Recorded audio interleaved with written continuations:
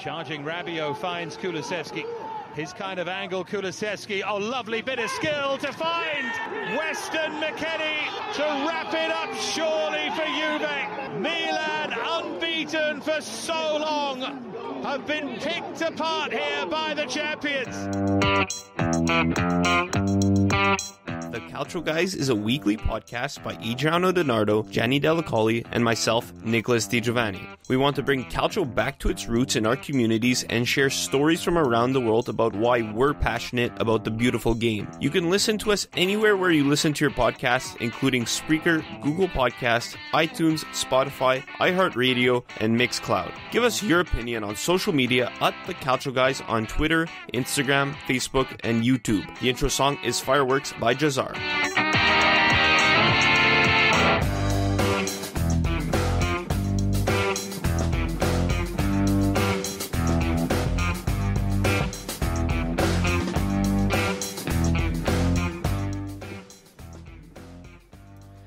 Ale, ale, ale, ale, me. No, never mind. None of that today. It's Juve. Merda, Juve. No.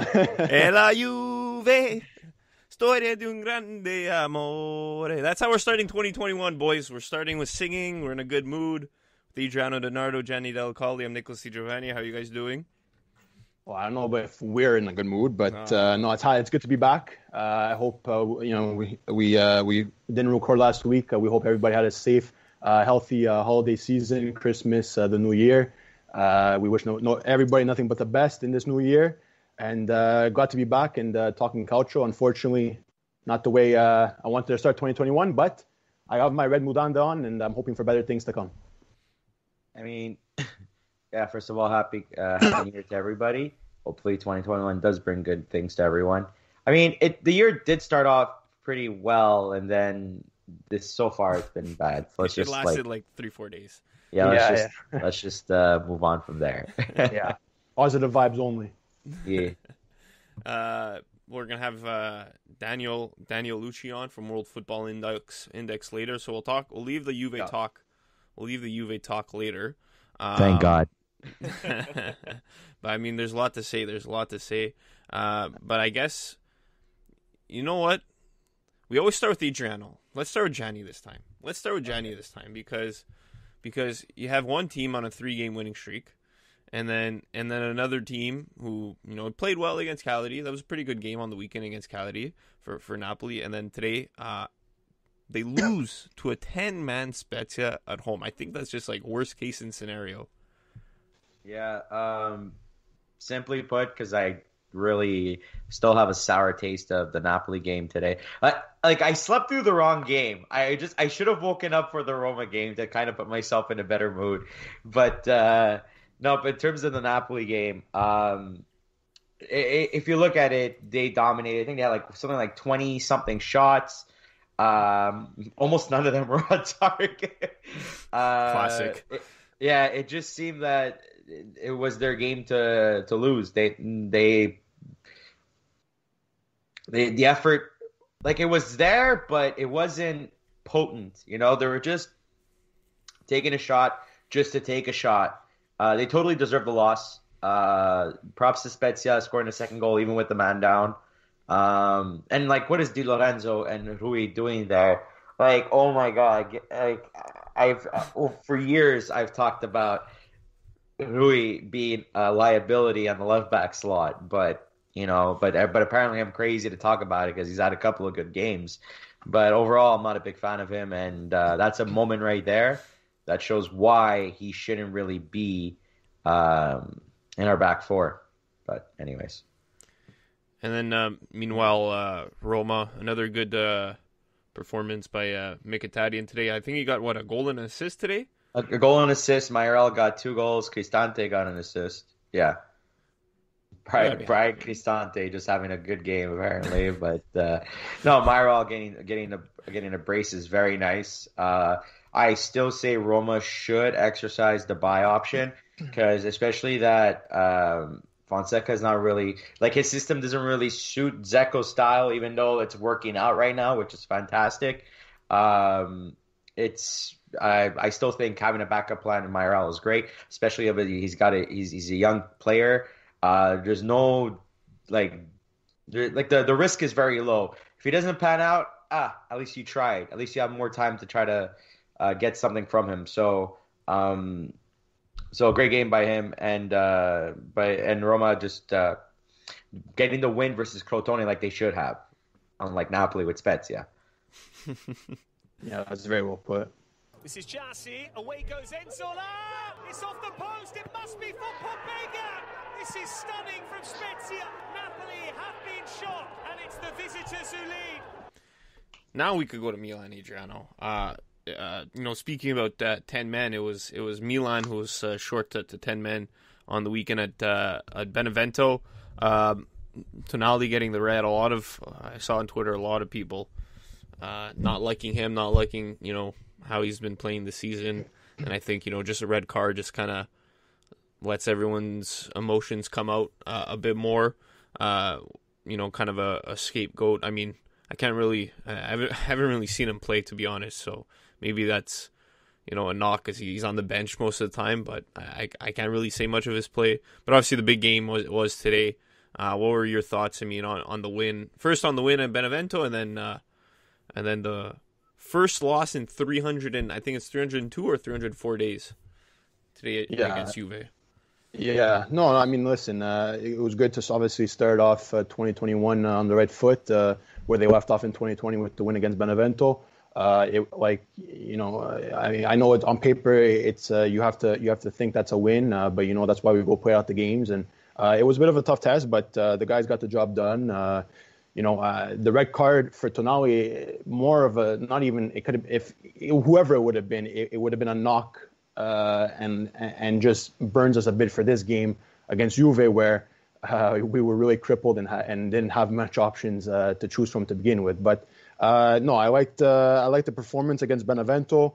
Like I said, it was a win. The goal by Leao, the chip shot over the goalie there was amazing. And he just slowly he's building into a more than just a talent. I think the more experiences, the more opportunities he gets, I think he'll be just fine. Kessie again on the score sheet, he's been a tank in that midfield. But moving on to this game, what's there to say? I mean, it was always going to be a tough test. If any Milan fan thought we were going to go perfect this season, I think you're a bit crazy. These things don't happen every day. But you know what? I think it was a a brave performance by these guys, by Milan today. With all the uncertainties before the match, the adversity of missing all kinds of players and whatnot. Not any excuses. They went out and fought, and like our good friend Jan had said, the old Milan, that would have been an 8-0 Juve win. And you know what? I don't think he was too far off with that prediction. So again, they fought hard. The result, I think, I would have liked to see this game played with everybody, full, fit and healthy, and all the best players on the pitch, and to really show, what this matchup can bring. But again, today, it still was a good match, end to end. Chiesa had his day today, and good on him. He took full advantage. He did come off. The substitutions were a bit suspect by Pirlo. I saw a lot of fans on Twitter, what the hell's going on? But listen, myself. I guess it paid off for him.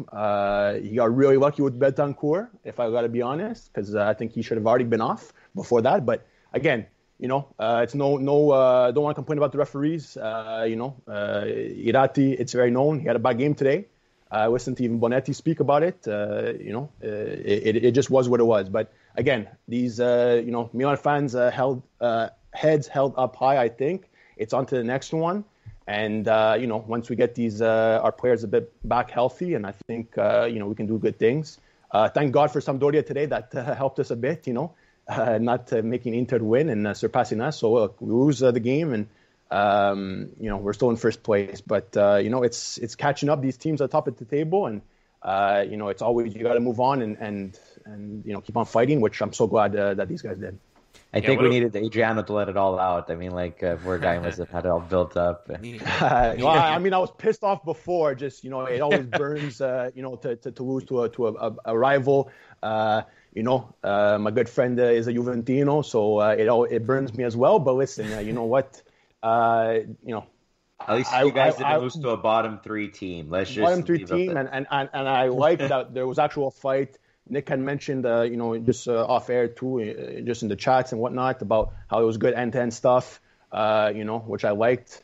So yeah, I mean, listen, obviously we would have lost the 3 points. I would have taken a point and ran with it, but listen, we're still in first place, and it's on to Torino next. So I don't. Milan loses 1 game. I heard you're talking about the refs. My God.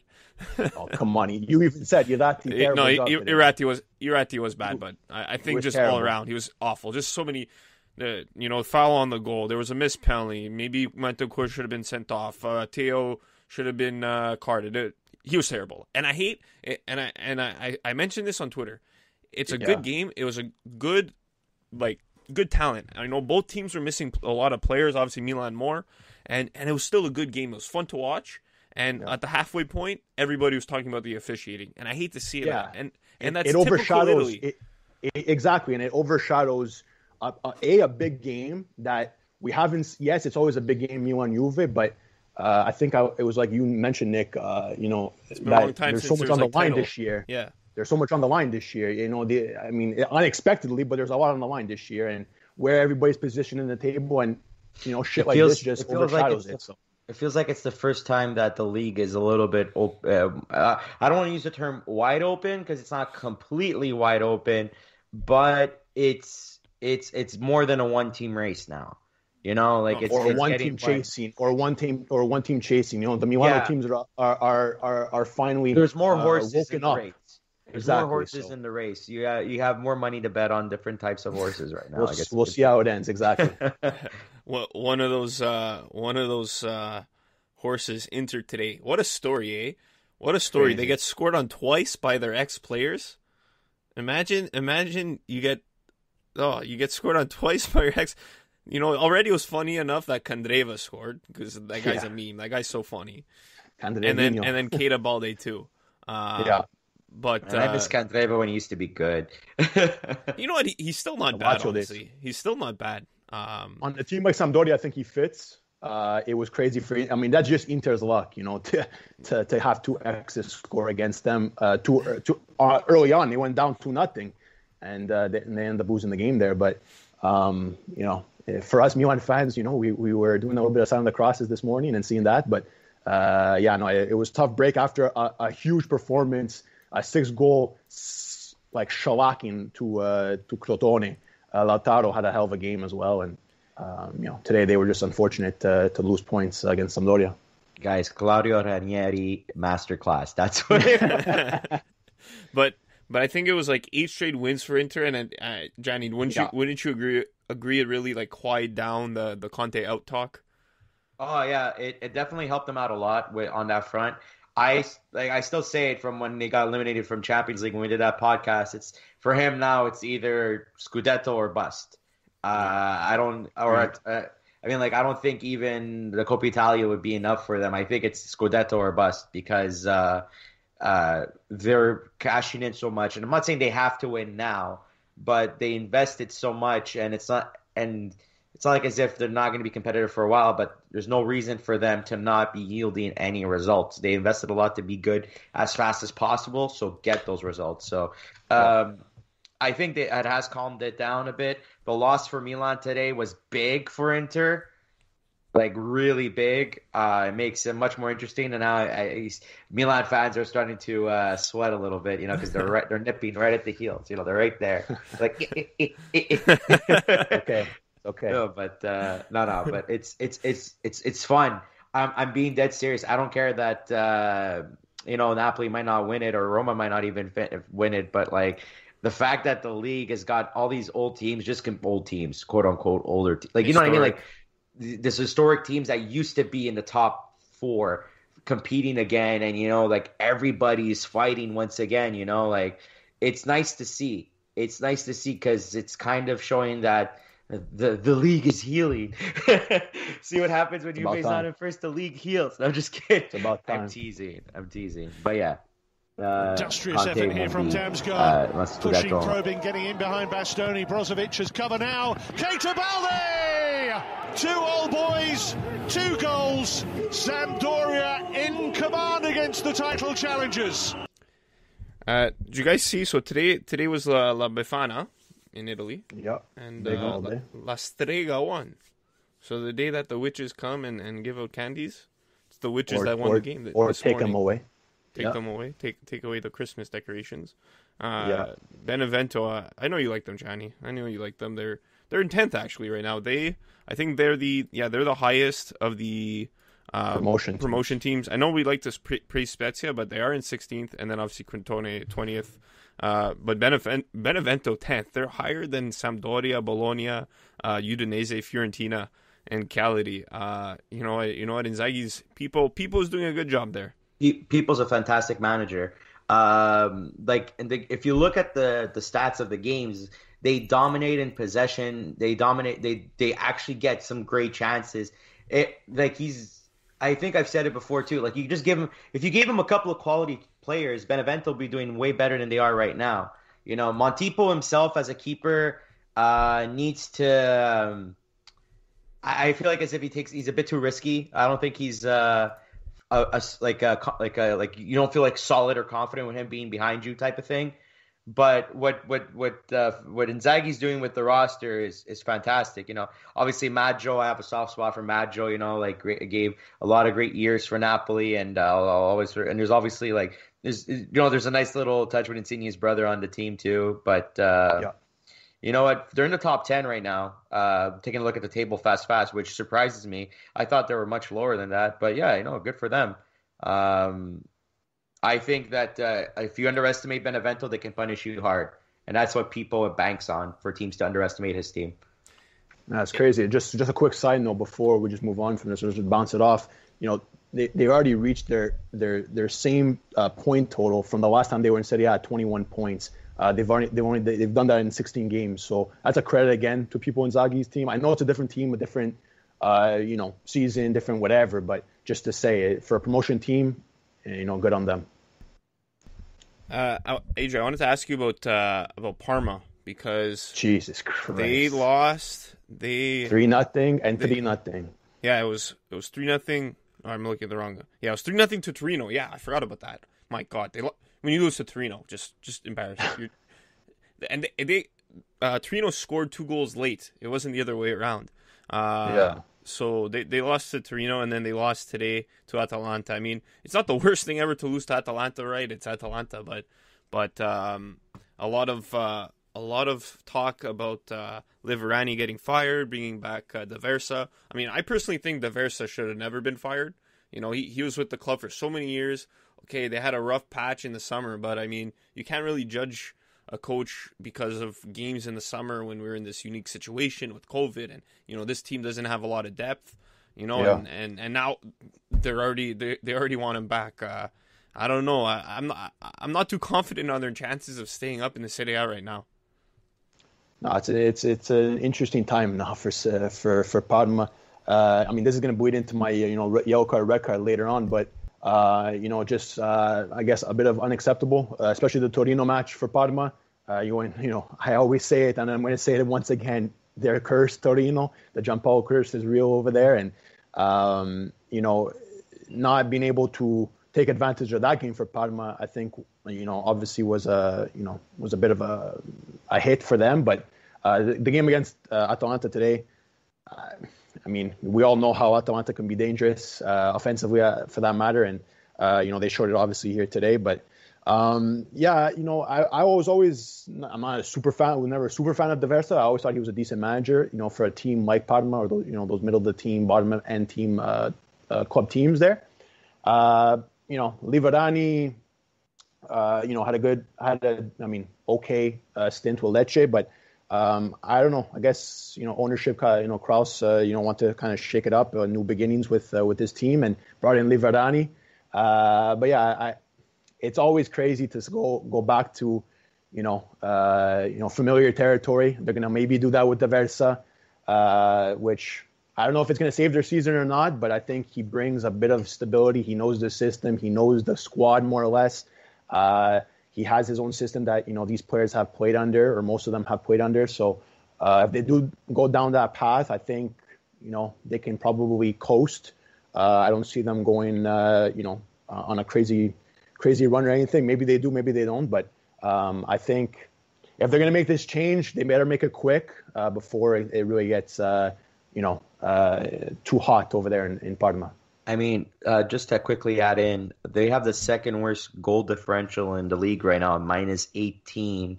I think it might be a tactics issue, to be honest with you. I've never really imagined Parma to be a team that would be that low in the goal. I would never expect them to be super high in goal differentials, but I would never picture them to be like second worst in the league. Yeah, their defense is just terrible. It's like, they're banking on who Bruno Alves still back there.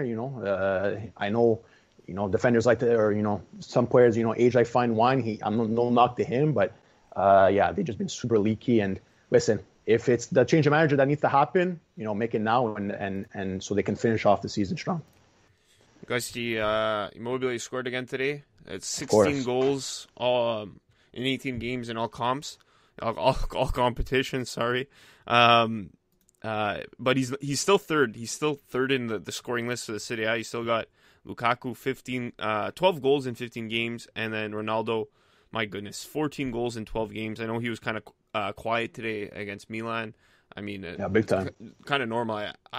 My theory is that Milan was focused on him and it opened up the space for Dybala and Chiesa, but he scored twice on the weekend against oh my god, Udinese. Yeah. But it's funny, Immobile, I think it's because Lazio isn't doing so well, but not as many people are really talking about him, right? It's just or maybe it's because it's expected. I don't know. It's not like last season where it was Immobile. It maybe also has some competition. I don't know. It's some weird effect. I think no, sorry, Johnny, go. Oh, I mean, okay, fine. I think for now, it's because people have adjusted themselves to understanding that Immobile is a world-class striker. You don't win Golden Boot for nothing. And for them now, it's when he has a bad performance where they're going to talk about him. They're not going to notice his 1,000,001 good things that he does on the field. They'll just notice his one bad thing on the field, and that's when they'll talk about it. Because now they're so used to seeing him score and so used to him like producing results. And those days that he doesn't produce anything, that's when they're like, "Hey, Mobile, what the hell?" Blah blah blah. But that's just my personal opinion. Adri? Yeah, no, it's a good point. I also think where they are in the table, how they started the season. There's other things going wrong. I think for Lazio, or quote unquote wrong for Lazio this season. Like I said, they didn't start off the season too well, the way some fans have wanted. If it's lack of productivity from elsewhere. Immobile is not in his game, like you said. Everybody likes to jump down his throat. He doesn't score down his throat, but we've always said he can score. He's talented. I think this team is on paper. Starting 11 with everybody healthy, everybody on their game. It is very lethal. It just putting the pieces together and continuing to fight. But I think big ups for him. 16 goals, like you said, Nick, in 18 games, all competitions. It's nothing to look past. He keeps on scoring, and I hope he keeps on proving the doubters wrong, because some of the stuff he gets, like we've always said, it's not just. But again, he just puts his head down, continues to work hard, and continues to score goals. So you can't hate him for that. Let's do our MVPs and cards. What do you guys want to start with? You want to go with MVPs? Well, yeah, but just a heads up, when you first uploaded the doc today, I was looking at it around 5:00, 5:30, and I only saw Matchday 15. So I figured, okay, we're only talking about Matchday 15. So my MVP and cards relate ahead of time, just to give a warning ahead of time to the Matchday 15 results. That's okay. I hadn't written anything until after supper, so like an hour ago. So it's fine. Don't worry, Johnny. You're entitled to do whatever you want. Yeah. Go ahead. Go ahead. Go ahead and give us your MVP. Okay. Oh, okay. Well, I'm not used to going first. Oh my god, all this pressure. I'll go with Lautaro Martinez for getting a hat trick. His first one in the Inter jersey, which is very nice. It looks like they're getting they're pretty much finally getting yield for the investments that they made on that front line for Inter. It's fantastic. So it was a nice hat trick too. It wasn't one of those like, oh, he gets a sloppy bounce off another player and it goes. No, it was great. So he gets my MVP of the week. Perisic, lovely feed, Ivan Perisic, and Lautaro Martinez has his first hat-trick in Inter colours. Adri? Yeah, so for me, I'm going, he's been all over social media, Twitter, Facebook, Instagram, whatever you want. Mattia Zaccagni for Hellas Verona, for me, is my MVP. Just unbelievable wonder goal. If people didn't see it, take a look at it. His goal against Spezia, the overhead kick, just fantastic. Goal of 2021, and it was on the third day. Yeah. Goal this season. I might say it now. I don't know. It might be up there for sure by the end of the season. But a player that's emerging a bit more now with this Verona team that has played really well. We've said it in the past. Their players under Juric fight and that they do really well. Zaccagni is another piece to that puzzle. He's looked good as of late. Got that wonder goal and then provided the assist for Di Marco's wonder goal today in that 1-1 match against Torino. That was another wonder goal. I don't know. Again, if nobody saw it, go check that out. Federico Di Marco's goal, unbelievable. But it was provided by Zaccagni himself again. So for me, just is another young player that hopefully we saw him a bit of a stint with the Azzurri earlier on this year, and again this is another brilliant midfielder that is on the radar for a lot of teams now with this Mercato open now in January. I know Milan has had some talk. There's been Milan talks, Napoli talks. Everybody wants Zaccagni's signature now, so big ups for him in these past couple of games and this past stretch for Verona. So Zaccagni gets my MVP this week. Forward to Faraone. This is impressive here from Verona. Acrobatic effort! And what a goal to break the deadlock! Mattia Zaccagni with a piece of brilliance. Well, we said it would take something special to break the deadlock in this game. And that is what Zaccagni has just produced. And you guys are going to be shocked at my MVP. Freddie Church. I don't even want to hear it. Chiesa. I don't even want to hear it. Wow. I finally turned. We told you we're ripping you. We told you we're ripping you when you jump. We don't want you on this bandwagon. Yeah. We don't want you on this bandwagon. Go back on the Bernadeschi bandwagon that you had on before. I've always said, if I was proven wrong about my criticism of Chiesa, it benefits Juve. It benefited Juve on the weekend. It benefited Juve today. So I'm happy I'm proven wrong. I'll gladly accept it. I'll take the Eat loss. That humble pie, damn it. My team will take the win. I'm happy about it. I hope now I'm not proven wrong about him being good, because then I'll be really upset, because then he'll be the next Bernadeschi, and then I won't be too happy. I won't be too happy about that. So a goal against Udinese, and then 2 goals again today against Milan. Chiesa running in behind here, and he's managed to slot it for number 2 early in the second half. Yellow cards. Let's go reverse order, I guess. I'll go. So I'm gonna give my card. I don't think you're gonna like this one, Gianni, but I'm gonna have to give my card to yellow card to Victor Osimhen. He tested positive for COVID, and then a video emerged of him celebrating his birthday, having a party with people, obviously maskless. You know, at first when the news came out that he tested positive and he was going to miss the upcoming games, Napoli Twitter was like, "Oh, it's so unlucky. Why is this got to happen to us?" And then that video emerges like, "Come on, man, you can't be doing that. You can't. No. Your job relies on it. You know the situation we're in. You know that we're tested every day, and that you're tested every day. You have to be responsible. You have to be smart about it."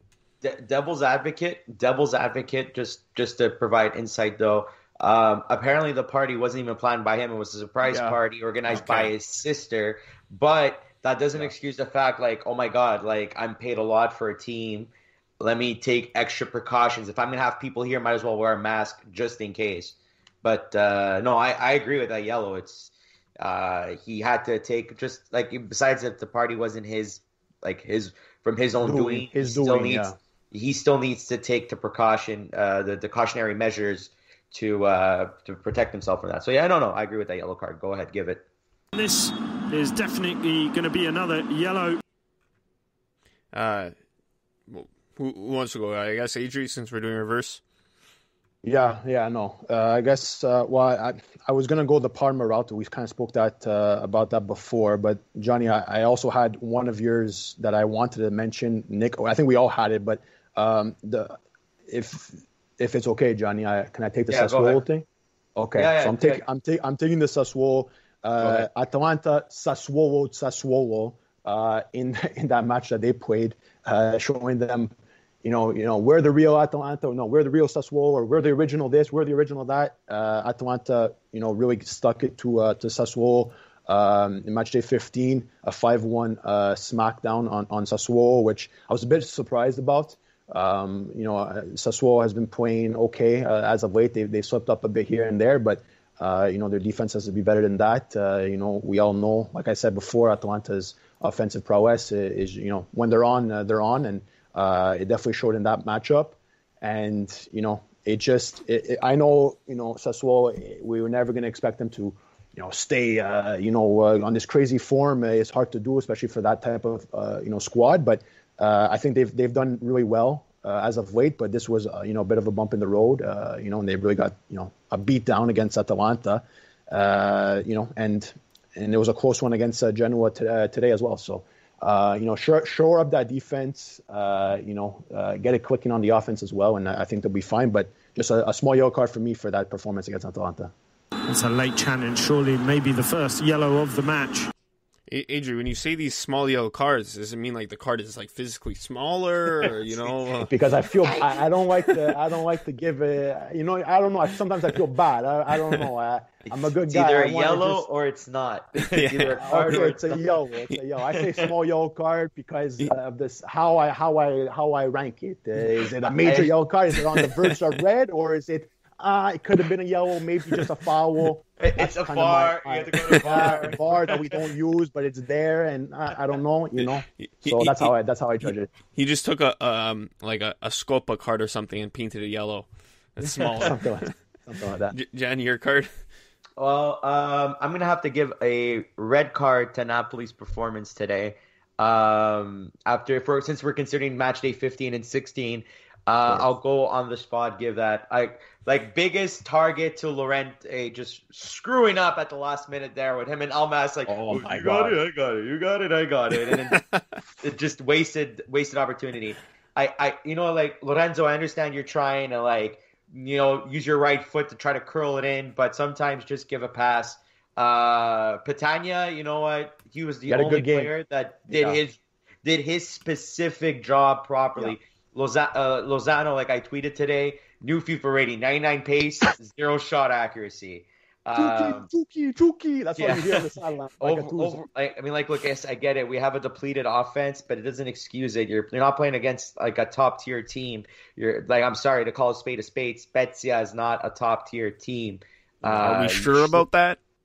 Are you sure about that? But no, red card for that performance. They lost a game that they had no business losing, and that was a very piss poor performance. So red card to Napoli's performance today. Another red card is shown. Coming up, Daniel Lucci from World Football Index talks some Milan Juve. Dybala for Chiesa, beautifully done! Oh, it's a thrilling goal from Juve! Federico Chiesa, and there is the statement. Now Paulo Dybala for Chiesa to cut inside! And do it again! It's Federico Chiesa's night! And Juve are back in front! It certainly was Federico Chiesa's night. Back on the Calcio guys, joining us now from Toronto, Daniel Lucci from World Football Index. Daniel, how's it going? Hey, thanks, guys. Thanks for having me. Everything's going well. How are you guys doing? Not too bad. Oh, I mean, not too bad. More than not too bad. I'm pretty happy. I'm in a good mood today. I got no comment.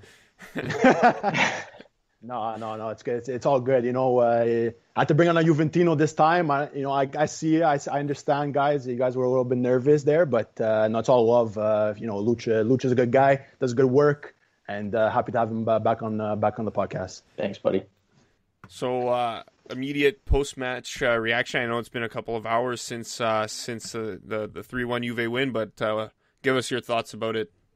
It was a good team win. I think they needed this one. It shows that, they can still play with, the top of the league. They'll still have to go up, against Inter and Napoli and whatever. But this was, I think, a statement win that they're still around and they're not, Juve is not dead, right? It was nice to see goals other than seeing them from Ronaldo.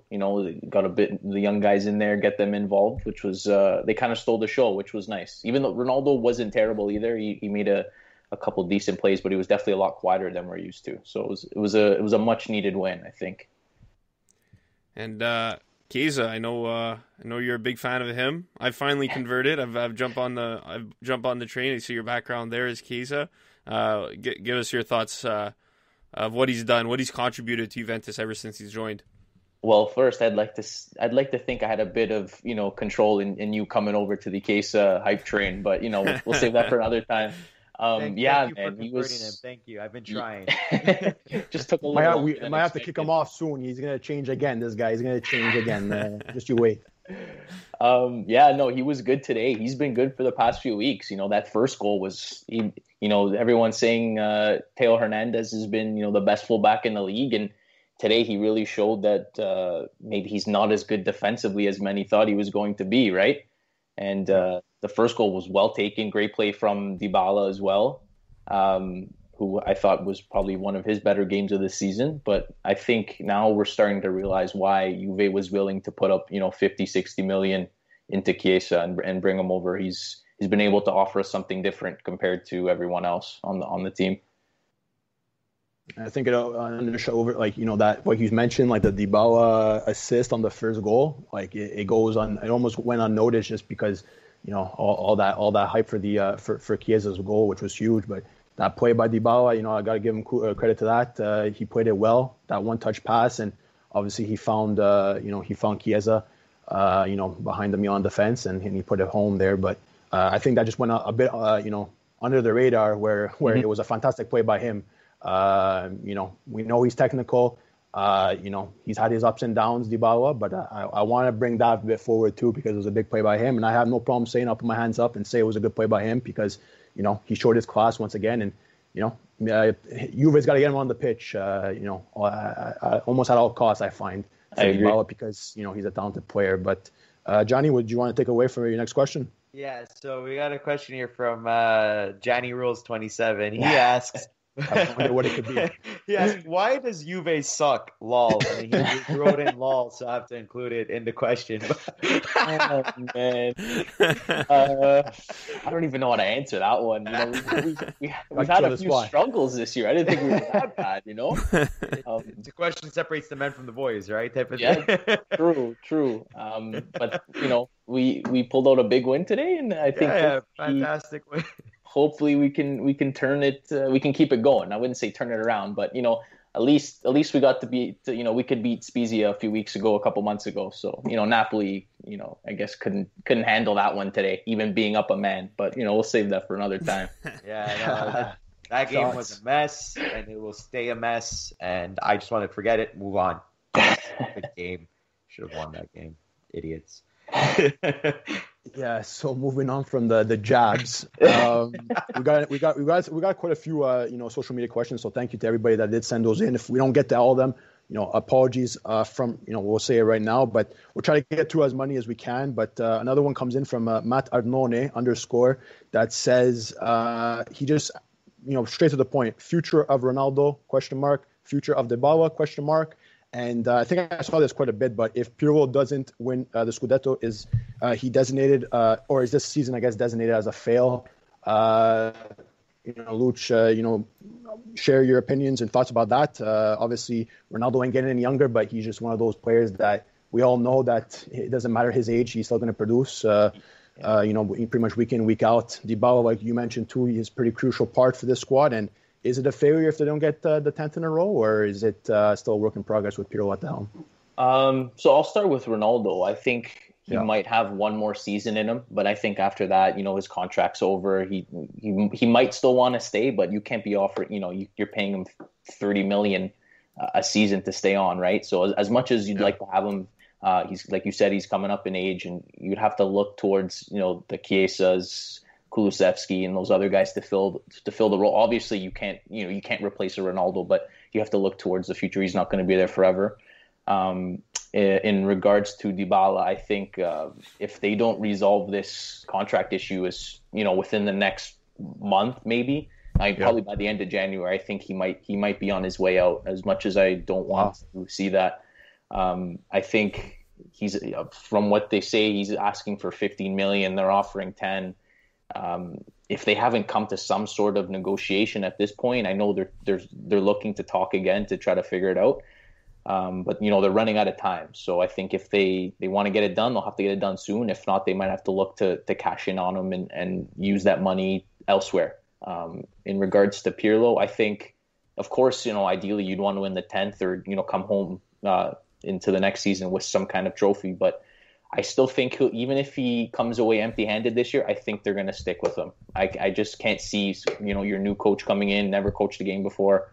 I can't see them letting him go, especially everything he's done for the club as a player. I know that shouldn't really, be warranted as a coach, make him stay on as a coach if he's not doing a good job. But, we have seen glimpses of what he's able to do with the squad. And I think once he gets a few more players that he's looking for, especially in the midfield, maybe another fullback, it'll help get his vision out. And, they've had some good times, some good plays, some good games, but I think he'll stay on for at least another season and then take it after that.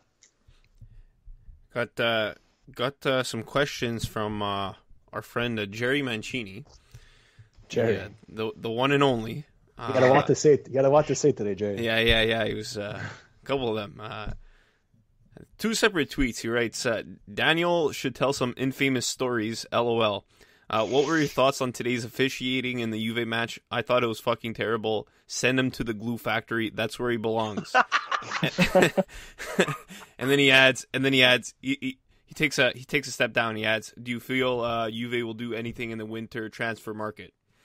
So to touch on the ref, I did think he did miss a few, but I think he missed them both ways. Like the one, especially early on, a few tackles by Theo there on Chiesa. I think that was probably warranted for a yellow. The foul on Rabiot, but then we saw in the second half, Bentancur probably should have got a second yellow on that foul. So he wasn't. I've seen worse. I don't think he was great. I don't think he was sent him to the glue factory. Terrible. But yeah, he was okay. I think, it was a big match. There was probably a lot of pressure on him not to make too many calls or make the wrong call. But yeah, I'd still like to see the reasoning as to why they didn't use VAR on the Milan first goal.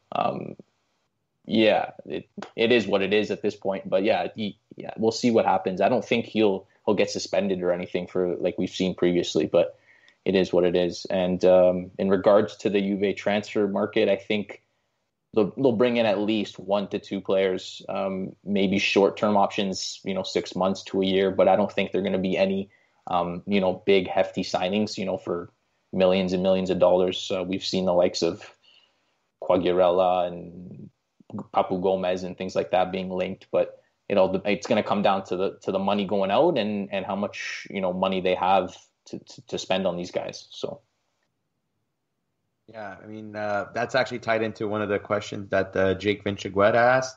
Basically, he asked a question pertaining to Juve's current transfer market technically, and he mentioned those players, but you already touched upon them, so I won't be asking that one. But next question comes from Pizza Calcio. Calcio. Well, I don't know. I had a hard time saying that for a second. They're pretty much asking you, like, your own personal transfer market wish list and try to be as realistic as possible. Don't be like, oh yeah, this player from here and that player from there. Like, what do you think if you had the ability to get a player that Juve needs right now, that's a realistic option? Who do you think is the player for it? Honestly, I know he doesn't really fit our striker needs, but I did like the mention of Memphis Depay from Lyon. I think, he's, in his mid to late 20s. He's still got a few years, to go to even he hits his prime. So, his contract's coming up, I believe, in the summer. So you can get him for fairly cheap. I know he's not the typical number 9 tall, big guy like Morata, but I think he could definitely do some good for the team. But if not him, I would like Quagliarella for 6 months. I'd be okay with that compared to the other, who were linked with Loriente or Malik or I don't know, what other bums we've been linked to. But take him off our hands, please. Yeah. If you want the Napoli rejects, who Loriente actually played today, so go figure that. If I had to choose, it'd probably be Quagliarella, even though he's in his late 30s. I think for 6 months, he can, he's experienced in Serie A. He's been at Juve before. He knows what the team's like, what it's, the mentality it is over there. So I'd be okay with that for 6 months, but anything longer, I don't see that happening. And I think unless they can find a cheap midfielder for maybe on a loan or a cheap buy, which there hasn't been many rumors regarding that, then maybe that. But I think right now the priority is definitely a backup for Morata. Yeah, honestly, like a lot of people, like with the Quagliarella rumors, a lot of people have been, heating on it, not liking it. Personally, like you said, if it's something cheap for 6 months, I would like that too. He's proven that he could still score in the Serie A at his age, and he's doing that on, a mid-table Sampdoria team. Just imagine what he could do playing with Ronaldo, playing with Chiesa, with Kulusevski, with Quadrado, Yep. And as you mentioned, he's an ex-Juventino and he knows Pirlo well, and I'd love to see him come back. The man is fit. He's very healthy. Very healthy. And his responsibility, I think, at Juve would be a lot less compared to Sampdoria. He's going to be playing maximum once a week, if not once every other week, coming off the bench, whatever. Even though he didn't play today, he's pretty much, their main striker up top, right? They want him to play as much as often as possible. So I think he would fit in okay, just a good depth option for a few months until we can figure it out next summer.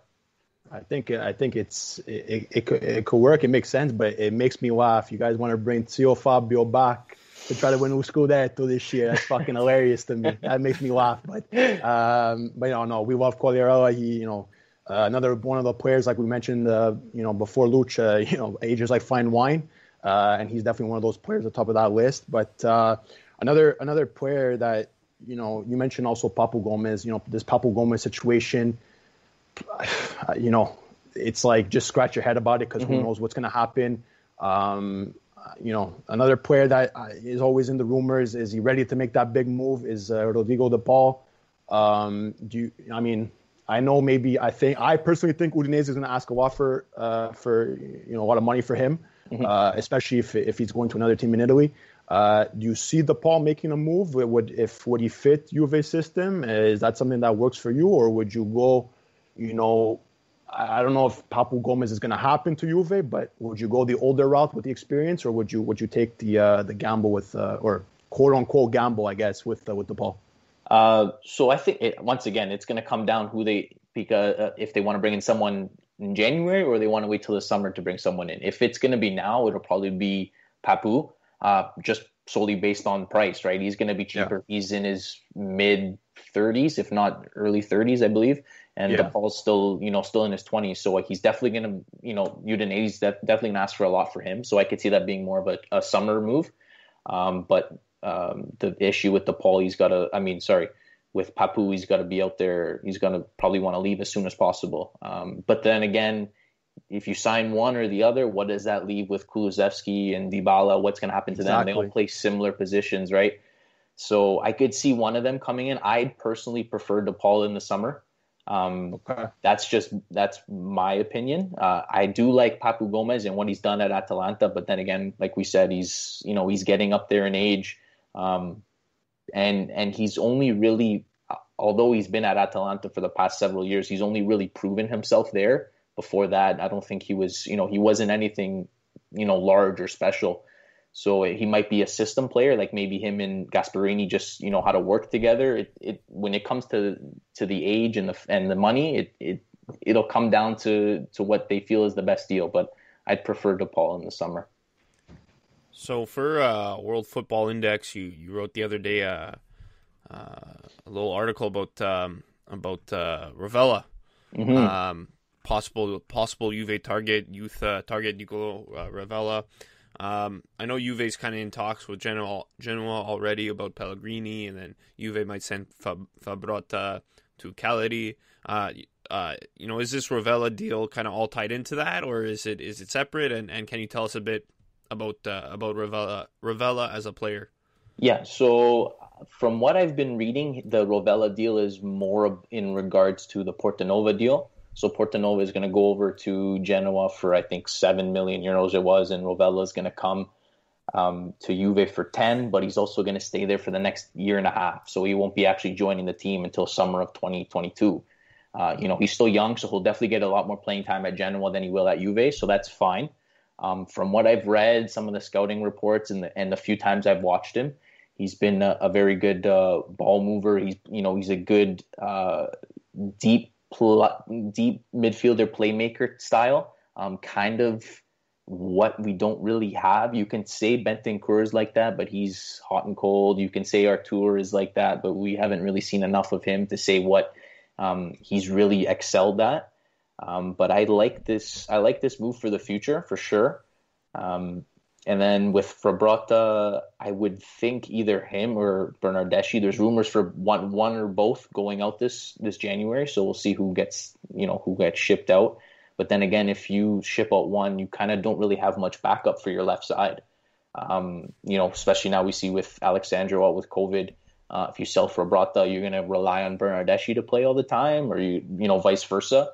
But it would be good for Fabrotta to get out and get all on loan and get some more playing time. He did play pretty well today, but if he can get a game time almost every week, that'd probably be best for his development. We got a follow-up question. Well, not follow-up question, but we got another question here from JJ Comiso. He asks, if there's any relation to Rocco Comiso. He asks, why do Juve fans only call out Serie A for being corrupt when things don't go their way? What happened to the Suarez scandal? Here we go. Did Juve take care of it Juve style? Question mark. That's why I think he's related to Rocco. Yeah. That whole, I don't even know what to say, man. That whole Suarez situation's a mess. I haven't heard much about it since a few months ago. Nick, I don't know if you've caught up with that anything. I haven't really heard much about it. But I mean, he doesn't play for Juve, so yeah, I'm kind of happy with him not an issue being here. So I'm fine with it. I'm fine with him not signing. We can you can say the Juve. We've heard the Juve cheats, the Juve this, the Juve that, but I think this year. Everyone's kind of been scrutinized, I guess, by the refs, by the league. I don't think it's just, and I don't think anything's favored Juve this season for sure. 100%. I think we'll see how it plays out with the Suarez thing. I don't think much of it, but I could be wrong. I've been wrong many times before, so who knows? No, it's crazy. We always like, you said, the Italians, I don't know, we always like to scandal this, scandal that, who's paying, who's not paying, refs, this, that. Who's got how many penalties? Yeah, how many penalties? I can tell you who's on top. Favorite moves to pull. It's insane. And then you want to strangle each other's neck. But I saw Daniel today. Why can't everybody, be why can't we all just get along? Get along, be nice. I guess it's hard when it games for those. That's when everything's starting. Yeah, we're gonna have to wait till June. Yeah, exactly. But Daniel, another question, or just talking point. Obviously, unfortunate news. He did get COVID. Juan Cuadrado. His play this year has been, I think personally, as an outsider looking in, pretty improved. He's kind of that jack of all trades on that right-hand side. He does a lot. He moves the ball. He's a defensive, offensive, player. What is your thoughts about him as a player for Juve this season? Is this can they go further on with him as the right back? Do they need to go for another right back? You mentioned obviously Alexander out with COVID as well. Frabotta, if he's on the way out, who do they have as wing backs? I think that might be a major concern for Juve going forward. Obviously, they have their center backs, especially their young ones in Demiral and De Ligt are second to none. But on the wing backs, is this the way to continue on if they want to make pushes in Serie A, Champions League as well, which I personally think should be a big thing for them this year. What are your thoughts about Cordado and just the fullback situation? Yeah, we're definitely a little thin on the fullback section, especially with those two guys being out. I have very mixed feelings about Cuadrado. I got the scoop by Nick. That's why I wanted to bring it forward. Let it all out, Luch. It's funny this is a question because I actually just finished an article on Cuadrado and his love-hate relationship everyone has with him. So just a brief thing about that. How I think he's been critical at times, but he still is questionable defensively in some cases, especially when he's brought one-on-one. He's, obviously he wasn't a defender by choice. He's kind of been put in that position and kind of told to run with it. But with that, I think he's also now in his early 30s. So how many years does he have left? I think they definitely need to look into, upgrading both flanks, but more specifically his right side. I think Sandro, at least you can rely on a bit more. He's a little more sound defensively. But with that, I think, yes, Cuadrado, he's, put in some great balls, was influential in that game against Torino with the 2 assists.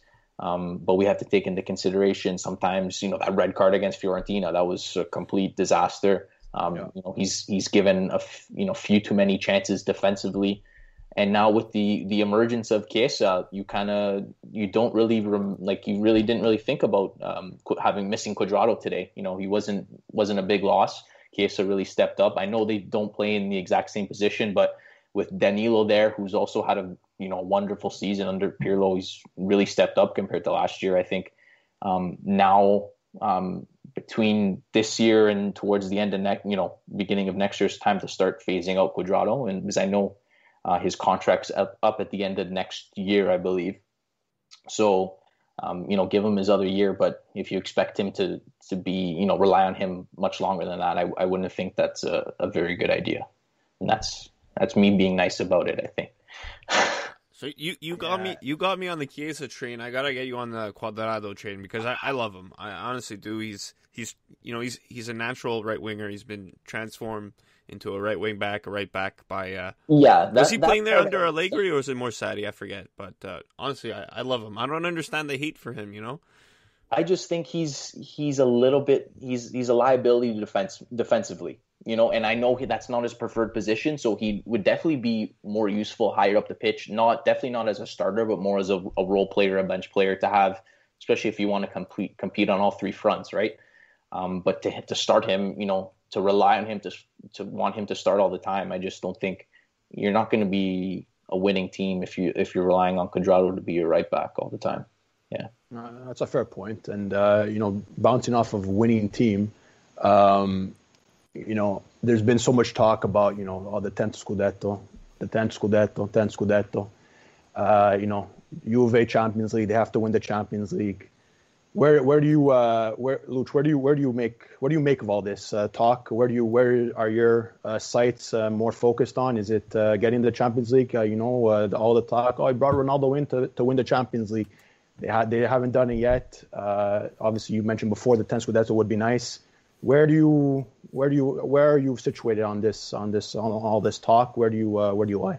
Well, I think it's a weird one for sure. Like you see both Champions League and Serie A, there's the most open they've been in recent years, right? Years before you've seen Bayern, you've seen Real. This year they've both, I wouldn't say Bayern has struggled as much as Real, but they both haven't looked the same. Serie A has gotten a lot more competitive, so it might be a little tougher for them to win that. But with that said, I think for whatever reason we somehow choke, I guess, in Champions League. So if it's up to me, I would say this year you try to focus on the 10th Scudetto and worry about Champions League maybe next season. I just don't think they're deep enough or they're good enough in the midfield to challenge the likes of Bayern or Man City when it comes to the Champions League, or even PSG for that matter, who's, now with Pochettino, they might look completely different. But yeah, especially with Inter being out of the Champions League as well, and they kind of slipped up today a little bit, but they're still definitely, with Conte behind the bench, it's either they're great or they're not very good.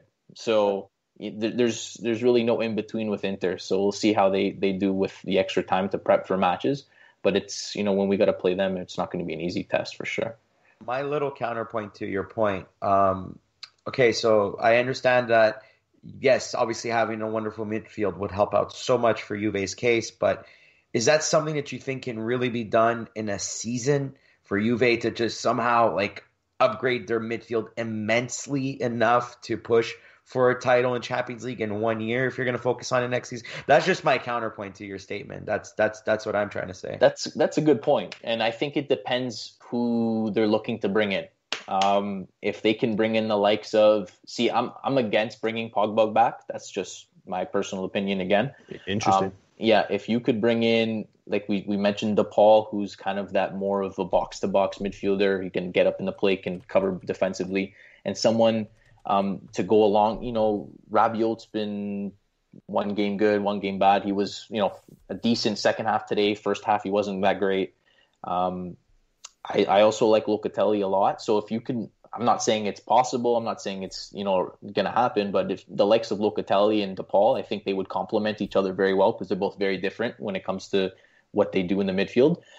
So if you can make those two moves happen, I think you could definitely do it within a summer. But if they're looking for the long term, a slow fix, and they want to fix other areas, because they might need a second striker again in the summer, they might need to replace a fullback. You can't just focus on the midfield again. You're going to have to focus on other areas. So it might just be one piece here, one piece there, and then you're delaying the midfield reconstruction for another year, like they have been. They've kind of neglected it for the past few years after the likes of Marquisio and Pogba and everyone left.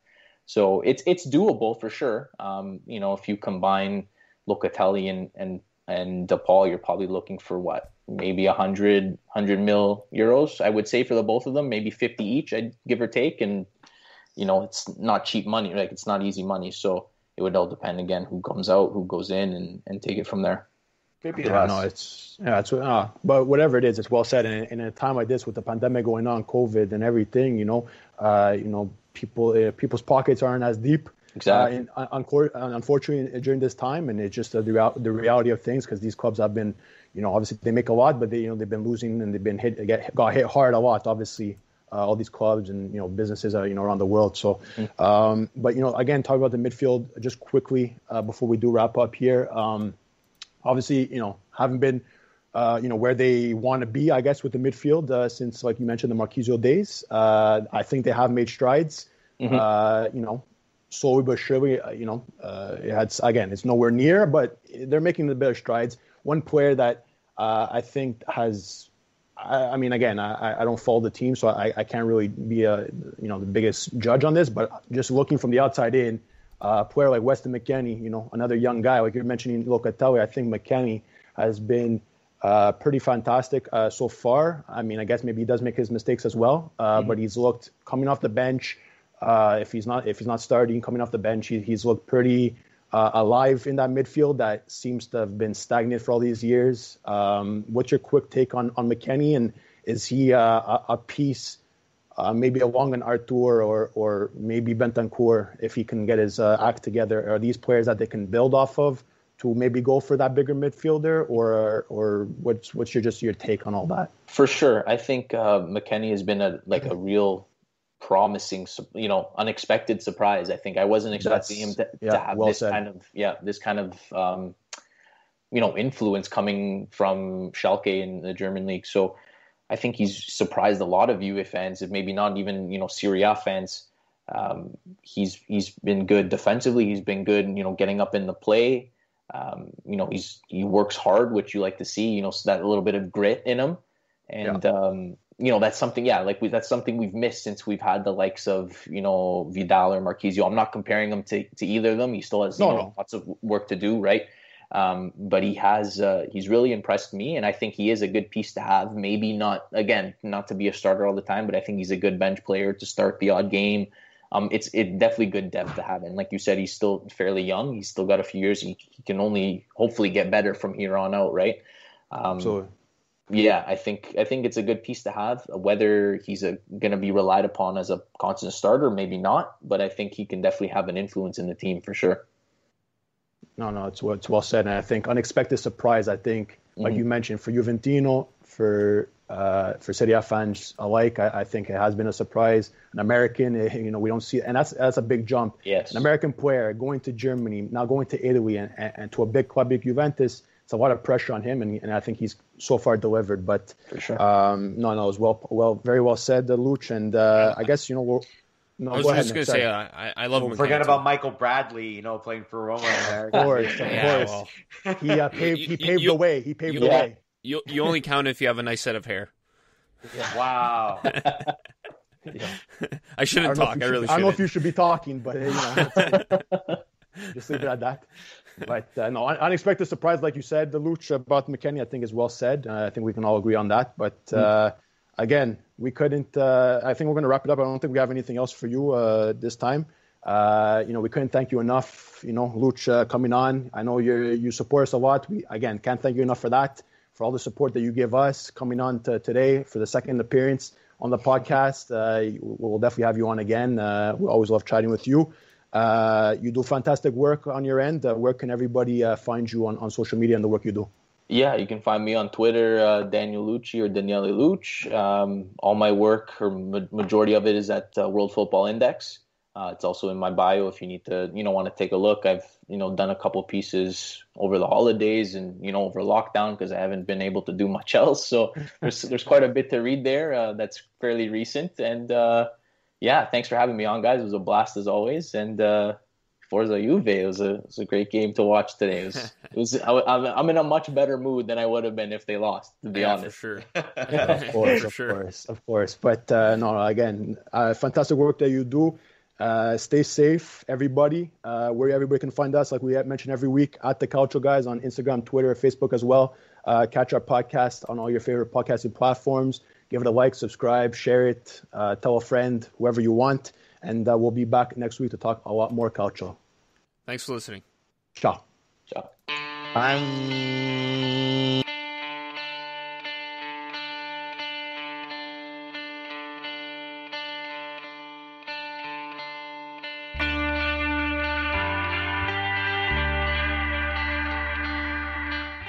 The Calcio Guys is a weekly podcast by Adreano DiNardo, Gianni Dellacoli, and myself, Nicholas Di Giovanni. We want to bring Calcio back to its roots in our communities and share stories from around the world about why we're passionate about the beautiful game. You can listen to us anywhere where you listen to your podcasts, including Spreaker, Google Podcasts, iTunes, Spotify, iHeart Radio, and Mixcloud. Give us your opinion on social media at The Calcio Guys on Twitter, Instagram, Facebook, and YouTube. The outro song is The Last Ones by Jazar.